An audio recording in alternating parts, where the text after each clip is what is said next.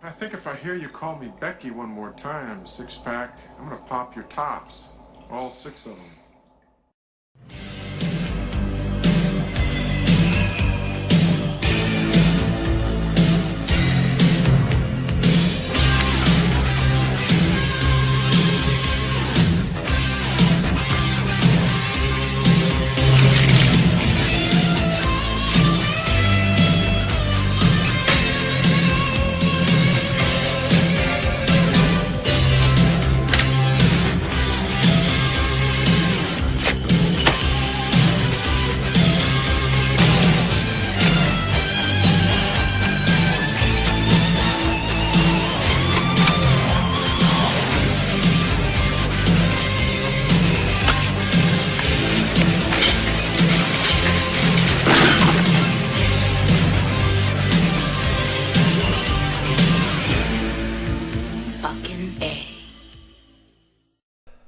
Hey, this is Matt once again. Welcome back to another review. And for those who don't know, I had done a Patreon commentary for this film, but he had not, the guy who mentioned it, Dutch Flying V, had not mentioned a review of it. And then on my Patreon he mentioned, oh, hey, could you review it as well? I mean, I wish he had mentioned it because I would have been more fresh on it. But then I sat there for a minute, I'm like, you know what? Being very nice to people who support me on Patreon, PayPal. Really appreciate it.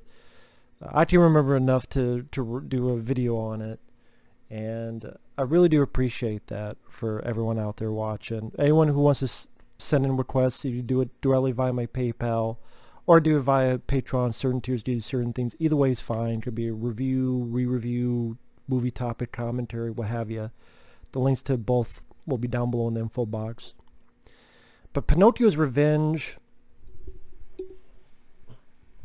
I had never seen it before. I had heard of the film. I had recognized the cover of it. And it's a film where it's directed by Kevin S. Tenney. I've liked some of his films. I liked the original Night of the Demons, which I reviewed here on the channel. By this point, I reviewed all of the first three Night of the Demons, but Kevin S. Tenney only directed the first one. I actually liked Witchboard. I didn't review it, but I thought it was actually had some good character build up in that. And this one, I get what he was trying to do. I just wish he would have shit or get off the pot. You shit or you get off the pot. Don't fucking stay there or you don't get fucking hemorrhoids. And that's what, sadly, this film fucking did. It got hemorrhoids as big as fucking this. And when you have hemorrhoids like this, your ass is grass and it's going to be bleeding all the way. Sorry for the image. But that's the thing. Like, this movie, I get what it was trying to do. You have this woman who's a lawyer. She has a daughter. She sees the ins and outs of evil every day. There's this case where this guy was burying this doll, but then also his kid was there, and then apparently other kids were killed, and then you're wondering if this guy's innocent, and then you get the idea when she's talking with him that he wants to protect someone. I don't know who the fuck he wants to protect, because I'll get to that. I'm like, you're about ready to die, why don't you just say it? One, it's a lawyer. She has confidentiality. She's not allowed to tell anybody. Hell, watch the ending of Primal Fear with Richard Gere to know shit about that.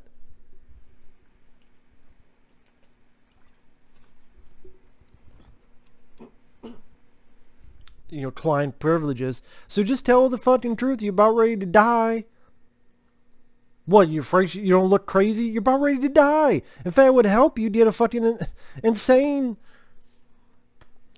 clause. Well, I'll get back to that. And there's this doll, Pinocchio doll. For some reason, she takes it home, even though it was part of a fucking murder investigation. Shows how shitty of a lawyer she is. Takes the fucking doll in the trunk. I'm like, why do you even have it in your car? I'm not even sure it was the trunk. It was in her car. Why did you even bring it home in the first place? Why? Is that a common thing lawyers do? Hey, there's a part of a murder investigation. You just bring the shit home?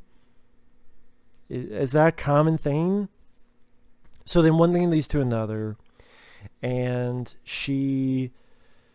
her daughter finds it, lights it. You get the idea that her daughter is a lonely person. She gets picked on at school. And what the movie is trying to do, as people start getting not killed, well, this has a very low body count. Has a body count of maybe 2 people. But people start getting hurt, strange things start happening, and you're supposed to wonder, is it this girl going crazy, or is it this doll?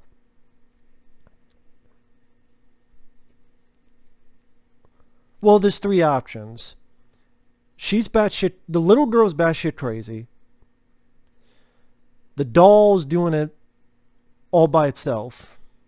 Or the doll is possessing the girl, influencing the girl to do what it wants. And I guess the movie's trying to tell us the 3rd option. Because there'll be times where the doll, which has a fucking Mickey Mouse voice, that's pretty much what his voice is. Almost like Mickey Mouse is ready to kill people. Maybe not quite Mickey Mouse, but on the spectrum closer to Mickey Mouse than, say, fucking John Wayne or something. And there'll be scenes where decent animatronics, talking to the girl's talking back, but then later on, the mom and a doctor looks at the footage and we see from another perspective. The little girl's talking, but it's not talking back, but she's reacting as if it's talking. So it's seeing that same sequence from a different perspective.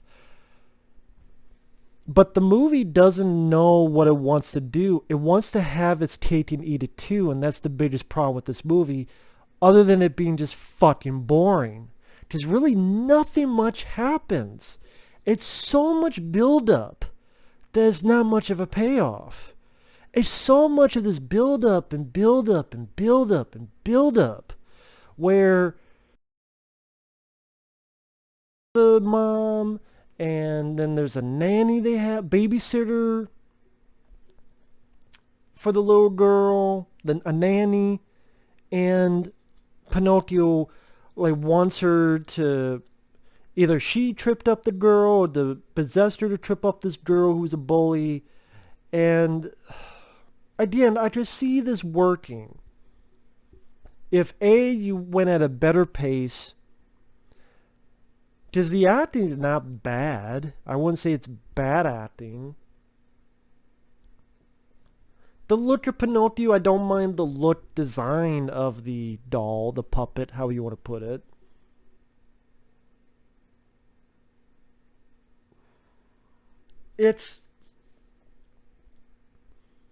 You get to an ending where mom is now all run around and fight. And she throws the doll, it goes through this glass. Then when she turns, it's her little girl in the glass. And then it ends with the little girl locked up in an asylum because the boyfriend of the mom has died because he got hurt. He was in the hospital. Someone walked into the hospital and unplugged his shit. Which you would think a doctor would have went in and said, wait a minute. Who unplugged this shit? This shit isn't unplugged by itself. Unless the doctor would think, oh, this shit must have unplugged itself. Because you would think immediately, wait, something's up. Yeah, ma'am. Yeah, I don't know what, it's like someone unplugged this stuff. We don't know what's going on. Nope, that never comes up. It can't be just the doll itself because it's walking around a fucking hospital. I think someone would have fucking seen it. At least Child's Play, you actually get to see the doll where it's going. you at least get to see bits and pieces where it's hiding or maneuvering here from the outside to get at least your mind a gist of, okay, I could sort of buy how no one's seeing this. Here, no, you see a POV of it walking in a busy hallway with a bunch of fucking people. I think they would see a wooden doll. So I guess we're left to assume that's the little girl. So you're going, okay, is it the little girl? Is she crazy? Or the little girl is possessed by the puppet?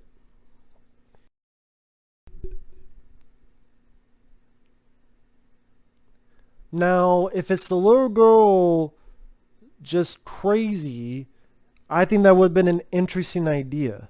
I think that would have been a very interesting thing to do. Really interesting thing to go along with.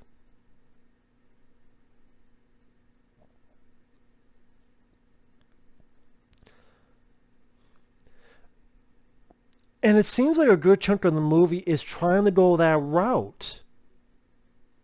But then you have the stuff at the beginning where apparently this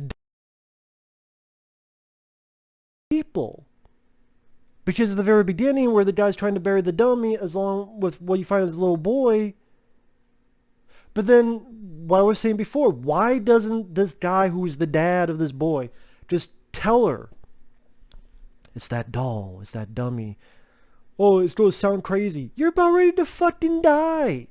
It sounds like he has someone to protect. Who would he protect? The doll? Why would he protect the doll that killed his kid? The only person he would protect is if it was his little boy. But his little boy, if his little boy was possessed, they'd be like, don't let it get your daughter either. Don't let it get anyone else.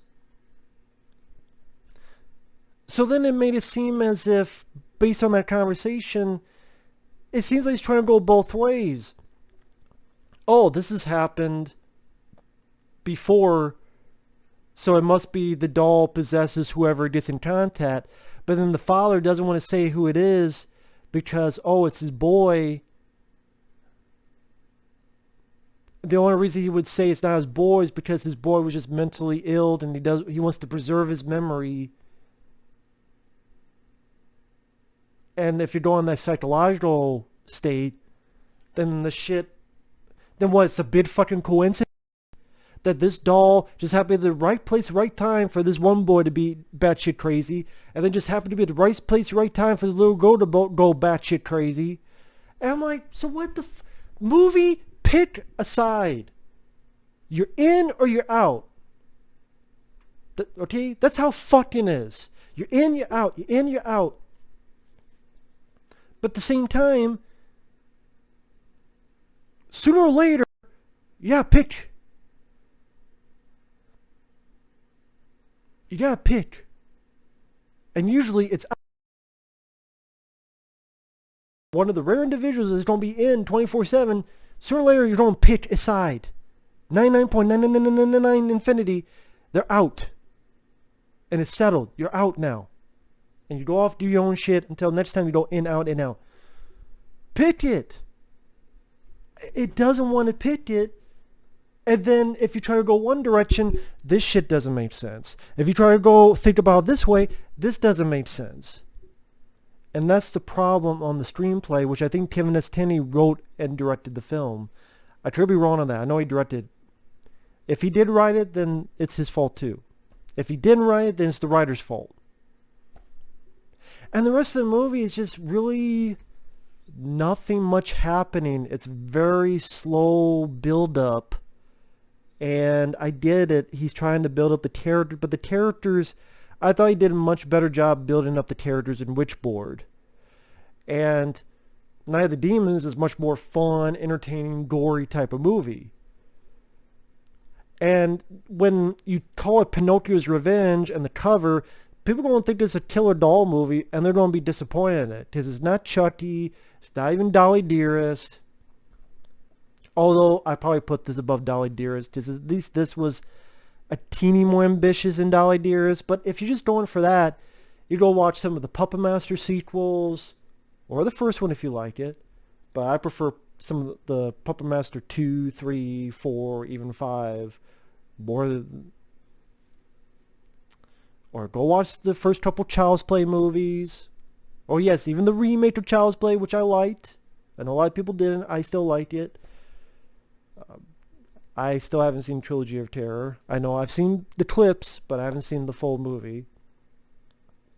Dolls, Stuart Gordon, Dolls, much better movie than this.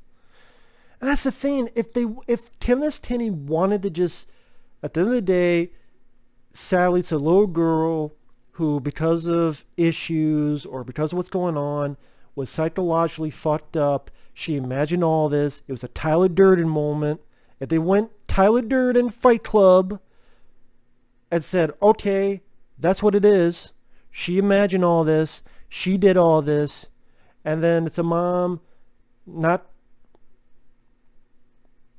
she's still alive, but it's a tragedy, but less downbeat than if everyone died or anything. But I mean, at least I would go, that's ballsy. That's interesting. I haven't seen that done a tremendous amount of stuff in a tremendous amount of movies. Go that route. But again, it wants to have its cake and it wants to eat it too. And I think that's where the big mess up was. That and the pace needed to be picked up a bit. Little that happens, this could honestly, it probably would have worked better as an episode of Tales from the Crypt or Tales from the Dark Side or part of an anthology that had 3 or 4 stories. It probably would have worked better at that, as well as having a finite direction by the end of it. I did you want to play both sides, but you gotta do something. And it didn't really truly want to do that. Because, well, wait a minute, the mom saw the doll. But then you have the doctor going, well, you only saw that when you got hit in the head, right? Yeah, you only saw that when you got hit in the head. So that even at the very end is trying to do that. And maybe that's Kevin S. Tenney's point. His point was to leave the audience going, well, what was it? To leave conversations that hopefully an audience would see it, or you with your friends and you're talking, what do you think happened? Oh, I think it's this. Oh, I think it's that. And that's what he wanted. And I get that. Sometimes that can work. I don't think it worked in this. Baby with a movie called Pinocchio's Revenge, they want a little bit of a finite, less ambiguous ending to their movies. And I think, in my opinion, you should have just gone full force with the psychological aspect. Kind of like, what was that movie? Pin. There was an 80s movie called Pin, which I liked. I never saw the one with Anthony Hopkins, Magic. So it might be like that as well. But I remember Pin being a pretty good movie. And by the end it did pick. It did pick a side.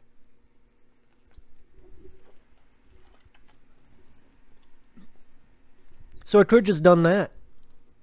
But maybe it's just me being crazy. But either way, Pinocchio's Revenge.